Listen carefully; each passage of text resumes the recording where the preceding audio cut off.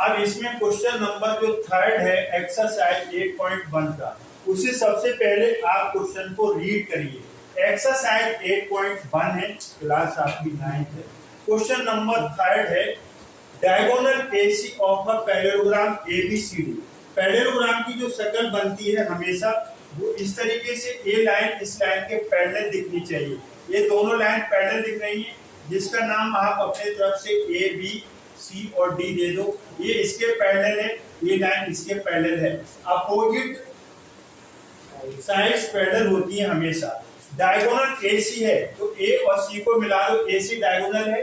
Bisects angle A, ध्यान से सुनो, एंगल ए है, ये बाइसेक्ट हो रहा है तो ये एंगल इस एंगल की इक्वल आएगा बाइसेक्ट होने से। बाइसेक्ट क्या करता है, टू इक्वल पार्ट्स में डिवाइड करेगा। एंगल है तो ए 1 और ए 2 आ जाएगा। एंगल 1 का फुल नेम BAC हो जाएगा, एंगल 2 का नाम CAB फुल नेम हो जाएगा। यहाँ देखोगे तो अच्छा रहेगा, नहीं इधर के ना उधर के कह के। तो ये दिया है सो दैट, तो गिवन में लिख दो। यहाँ पर गिवन में क्या लिखेंगे, ABCD इज आ, इसको क्या रीड करेंगे, पैरेललोग्राम रीड करेंगे, पैरेललोग्राम रीड करेंगे इसको।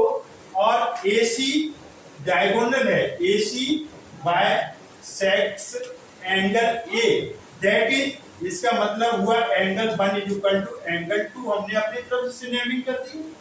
अब यहाँ पर देखिए, अब आप इसमें क्या है आपका हंसना बाद में, पहले सम को समझ लो।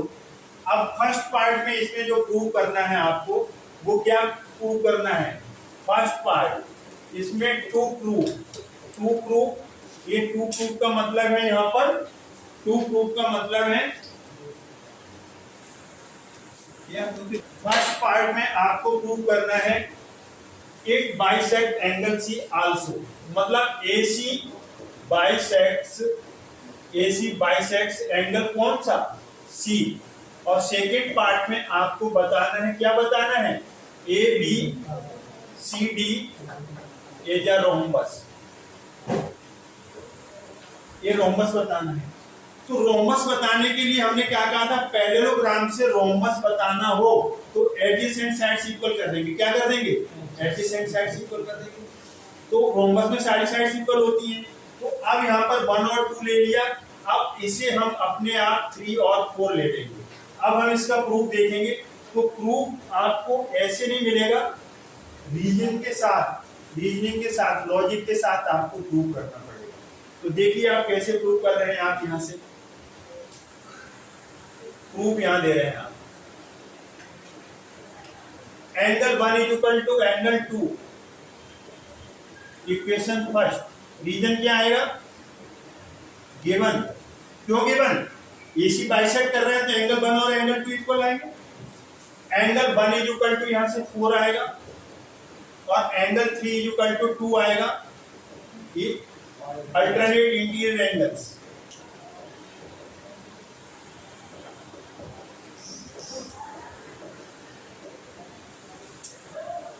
ये इक्वल होते हैं।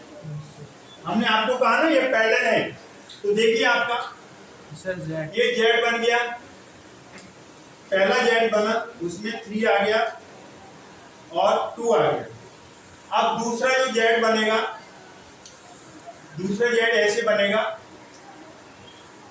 ये कंडीशन है 4 और 1 आ गया, यहाँ 4 और 1। जब दो पैरेलल लाइंस को एक ट्रांसवर्सल इंटरसेक्ट करती है, जब दो पैरेलल लाइंस को एक इंटरसेक्ट करती है ट्रांसवर्सल, तो अल्टरनेट इंटीरियर एंगल्स इक्वल होंगे। वो हम यहाँ पर कंडीशन यूज कर रहे हैं।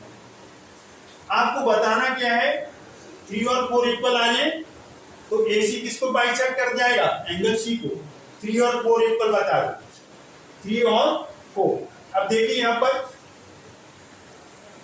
3 और 4 को इक्वल बताना है, तो हम कैसे बताएंगे यहाँ से 3 और 4 को, फ्रॉम फर्स्ट में क्या है, एंगल 1 इक्वल टू एंगल 2।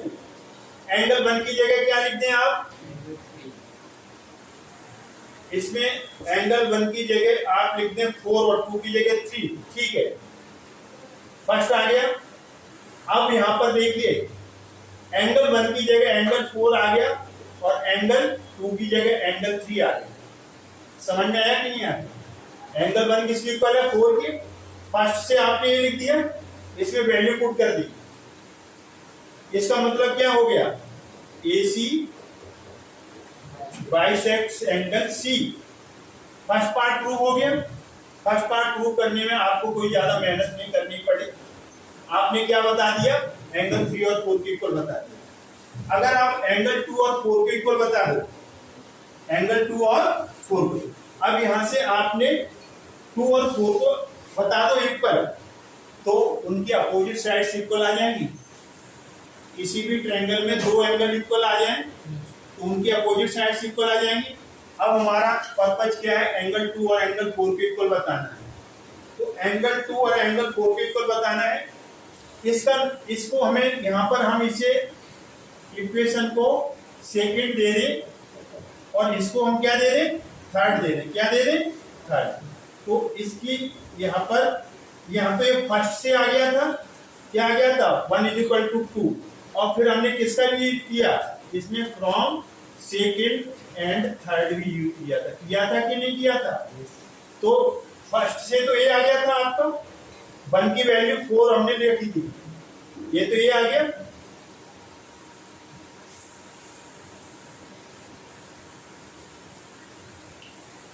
क्या आ गया था? 1 = 2 फर्स्ट से आ गया, 1 की वैल्यू 4 रखी थी 2 से, और 2 की जगह 3 रख दिया। AC bisect C। अब हमारा मकसद क्या है? 2 और 4 के इक्वल बनाना। तो देखिए 2 और 4 के कैसे हम बताएंगे? From first and second, from first and second, angle 1 2 के इक्वल है, एंगल 1 4 के इक्वल है। तो देखो यहाँ पर क्या आ जाएगा? एंगल 2 = एंगल 4 आ जाएगा कि नहीं आ जाएगा? बोलो। एंगल 1 किसके इक्वल है? 1 की जगह 2 रख दूं, 2 और 4 इक्वल आ गए। तो एंगल 2 और 4 इक्वल आ गए, तो 2 की अपोजिट साइड्स क्या आएगी? 2 की अपोजिट साइड्स, एंगल 2 की अपोजिट साइड है, एंगल 2 की अपोजिट साइड BC और 4 की AB आएगी कि नहीं आएगी? आपका जो टोटल है ना, टोटल A है ना आपका, total figure A B C और D। यहाँ पर क्या था आपका? 1 और 2, ये 3 और 4। अभी 2 और 4 निकाला। 2 की अपोजिट साइड्स BC और 4 की क्या है? AB। तो हम क्या लिखेंगे? बोलो। Opposite sides are equal, opposite sides are equal of, नहीं बोलो, अपोजिट साइड्स इक्वल है किसके? इक्वल एंगल्स के। Opposite sides are equal of 2 equal angles या इक्वल एंगल्स। या फिर लिखो आप यहाँ पर ऐसे लिखो, साइड्स अपोजिट टू, थोड़ा अच्छा सेंटेंस बन जाएगा। यहाँ पर इसको लिख दो, इसका अच्छा सा वो रीजन दे दो। साइड्स अपोजिट टू, क्या इसके देखो, sides opposite to equal angles are equal. अगर किसी ट्रायंगल के अंदर एंगल्स इक्वल हैं तो उनकी अपोजिट साइड्स इक्वल होंगी, ये हमने पहले थ्योरम पढ़ी थी। अब किसी पैरेललोग्राम में क्या होता है? ये सारी प्रॉपर्टी एक दूसरे से रिलेटेड है। इस चैप्टर के अंदर सबसे मैक्सिमम थ्योरम है 7, और वो सारी 7 थ्योरम इसमें यूज होती है। एडजेसेंट साइड्स इक्वल हो जाएंगी पैरेललोग्राम में। पैरेललोग्राम में अपोजिट साइड्स इक्वल है ना, अब एडजेसेंट साइड्स इक्वल होगी तो वो क्या बन जाएगा? रोम्बस बन जाएगा। अब यहाँ पर हम लिखेंगे समझने के साथ, since adjacent sides are equal, of a parallelogram. It implies ABCD is a rhombus. ये क्या बन गया? रोम्बस बन गया। कैसे बन गया रोम्बस? एडजेसेंट साइड्स को हमने इक्वल कर दिया।